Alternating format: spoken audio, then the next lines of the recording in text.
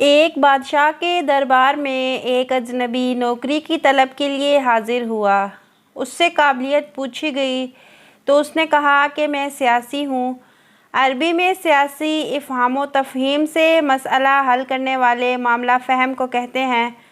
بادشاہ کے پاس سیاستدانوں کی بھرمار تھی۔ اسے خاص گھوڑوں کے اسطبل کا انچارج بنا لیا جو حال ہی میں فوت ہو چکا تھا۔ چند دن بعد بادشاہ نے اس سے اپنے سب سے مہنگے اور عزیز گھوڑے کے متعلق دریافت کیا تو اس نے کہا کہ نسلی نہیں ہے۔ بادشاہ کو تعجب ہوا تو اس نے جنگل سے سائس کو بلا کر دریافت کیا۔ اس نے بتایا کہ گھوڑا نسلی ہے لیکن اس کی پیدائش پر اس کی ماں مر گئی تھی۔ یہ ایک گائے کا دودھ پی کر اس کے ساتھ پلا ہے۔ مسئول کو بلایا گیا کہ تم کو کیسے پتہ چلا کہ اصیل نہیں ہے؟ اس نے کہا کہ جب یہ گھاس کھاتا ہے تو گایوں کی طرح سر نیچے کر کے، جبکہ نسلی گھوڑا گھاس منہ میں لے کر سر اوپر اٹھا لیتا ہے۔ بادشاہ اس کی فراست سے بہت زیادہ متاثر ہوا۔ مسئول کے گھر اناج، گھی، بھنے ہوئے دمبے اور پرندوں کا اعلیٰ گوشت بطور انعام بھجوایا۔ اس کے ساتھ ساتھ اسے ملکہ کے محل میں تعینات کر دیا۔ چند دنوں بعد بادشاہ نے مصاحب سے بیگم کے بارے میں رائے مانگی تو اس نے کہا کہ طور و اطوار تو ملکہ جیسے ہیں لیکن یہ شہزادی نہیں ہے۔ بادشاہ کے پیروں تلے سے زمین نکل گئی۔ حواس بحال کیے اور اپنی ساس کو بلا بھیجا۔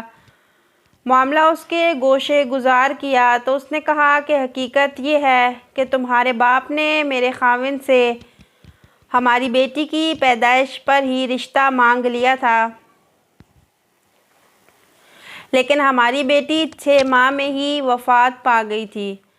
چنانچہ ہم نے تمہاری بادشاہت سے قریبی تعلقات قائم کرنے کے لیے کسی کی بچی کو اپنی بیٹی بنا لیا تھا۔ بادشاہ نے مصاحب سے دریافت کیا کہ تم کو کیسے علم ہوا تو اس نے کہا کہ اس کا خادموں کے ساتھ سلوک جاہلوں سے بھی بدتر ہے۔